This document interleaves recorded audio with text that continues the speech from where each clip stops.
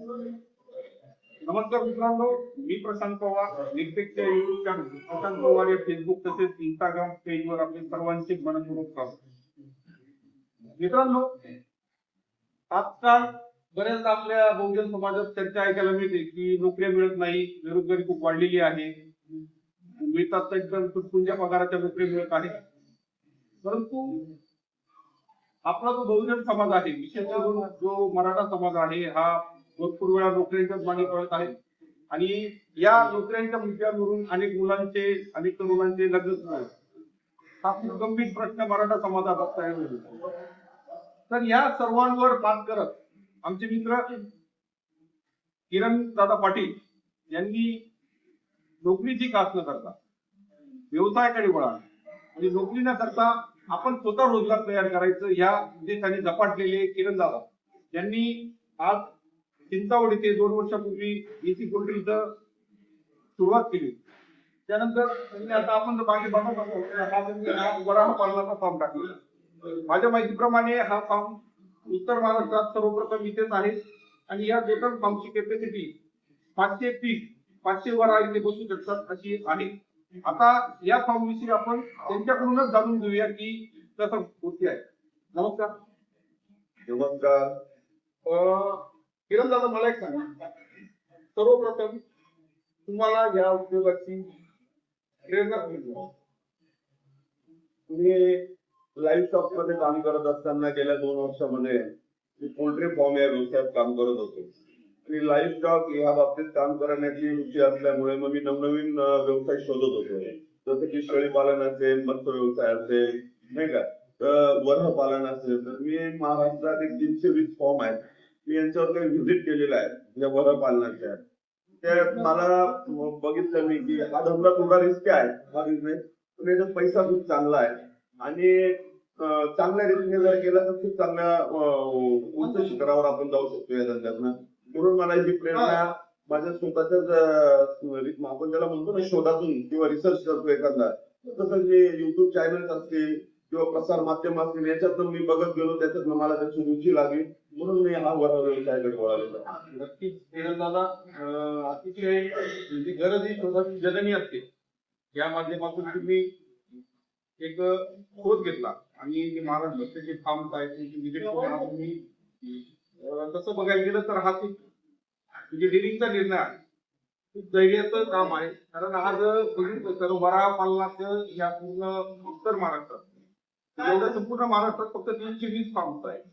साधारणपणे माझ्या अंदाजाने साऊथ मध्ये हा व्यवसाय थोड्या प्रमाणात. हा, साऊथ भारतात जर धरायला गेलं तर तुमचं साऊथ असेल, प्रथमतः आपण महाराष्ट्राचं सांगू. महाराष्ट्रात, पश्चिम महाराष्ट्रात खूप चांगल्या प्रमाणात हे केलं जातं.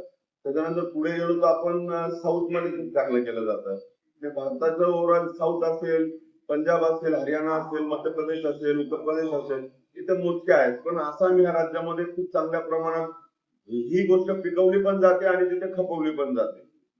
कारण की प्रामुख्याने आपल्याकडे आपण जसं काही बोकड, कोंबडी याचं मांस खाल्लं जातं, तसं आसाम मध्ये प्रामुख्याने हे पीक, डुक्कर याचंच मांस खाल्लं जातं तिकडे. नक्कीच किरण दादा, या पीकच्या मटणाला पोर्क म्हटलं जातं आणि अतिशय उत्कृष्ट, चवीला सुद्धा अतिशय उत्कृष्ट लागतं.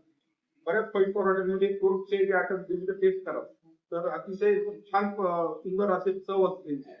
आणि जो साऊथ मध्ये जवळपास, जर महाराष्ट्राचा काही भाग सोडला तर जवळपास पूर्ण जगामध्ये पीक वराचं मटण हे खाल्लं जातं.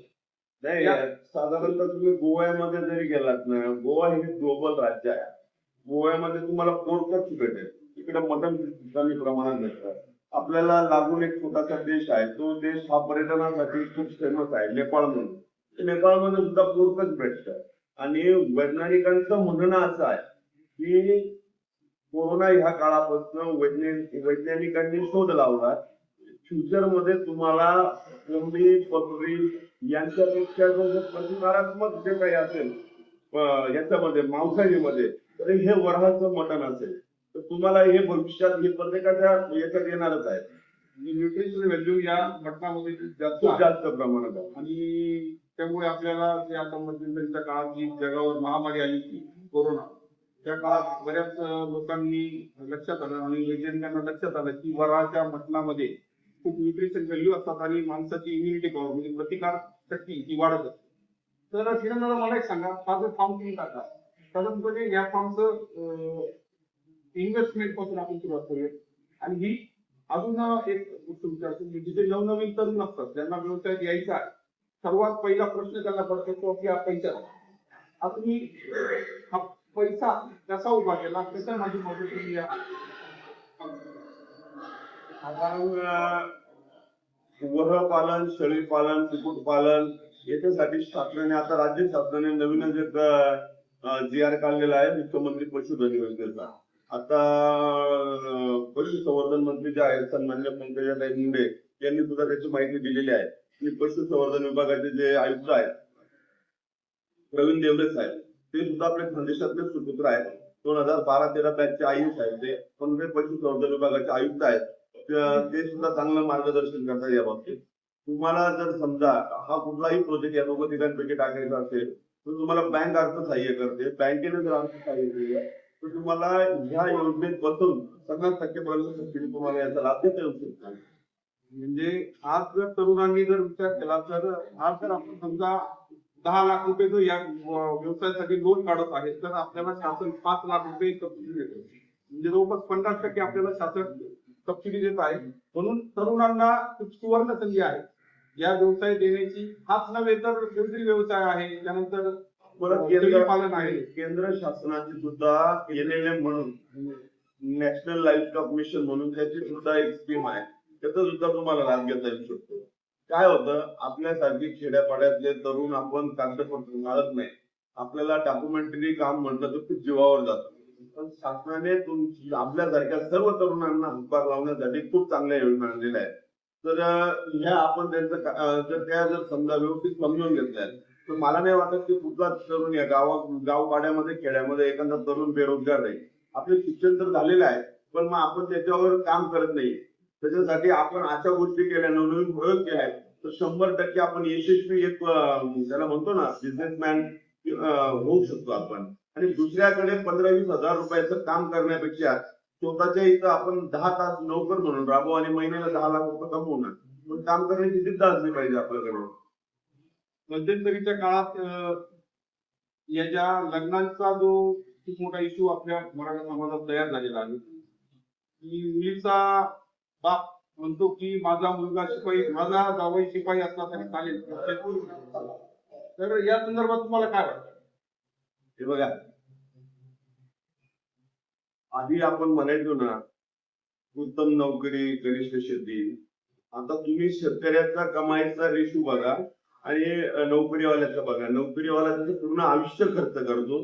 एखादी 7-10 लाख रुपयाची स्विफ्ट गाडी घेतो. त्याचं एखादं रो हाऊस असेल 10-20 लाख रुपयाचं, ते रो हाऊसचं तो रिटायरमेंट होईपर्यंत त्याचे हप्ते करतो. त्याची लाईफ त्याच्यात जाते. एखाद्या मुलाचं मुलीचं लग्न करतो. त्याच्या पलीकडे नोकरीवाल्याची मजल राहत नाही. आणि तुम्ही शेतकऱ्याचं धरा हे 2 वर्ष तुम्हाला 100% कमाई येणार नाही. निसर्ग आहे, निसर्गाचा कोप असेल किंवा बाजारपेठांमध्ये भाव नसेल, पण शेतकऱ्याला ज्या बी दिवशी त्याच्या नशिबाने व्यवस्थित आलं तर तुमच्या मागच्या 5 वर्षाचा बॅकलॉग काढून 50 नोकरीवाले तुम्ही नोकरीला ठेवू शकता. एवढी त्याची कॅपॅसिटी होऊन जाते.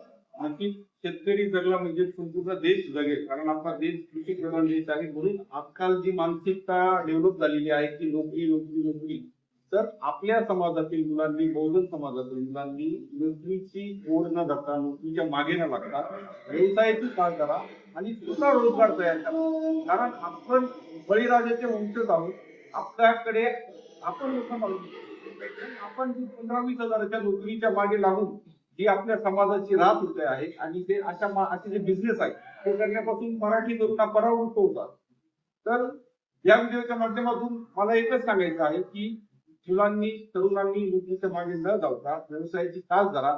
आणि किरणदादांनी जसा हा व्यवसाय सुरू केला, अशा माध्यमातून अनेक व्यवसाय आहेत. शेळीपालन आहे, बकरी पालन आहे, पोल्ट्री फार्म्स आहे, आता हा वरा फार्म आहे, अशा पद्धती मत्स्यपालन आहे. असे व्यवसाय चालू करून व्यवसायाची कास ती धरली गेली पाहिजे.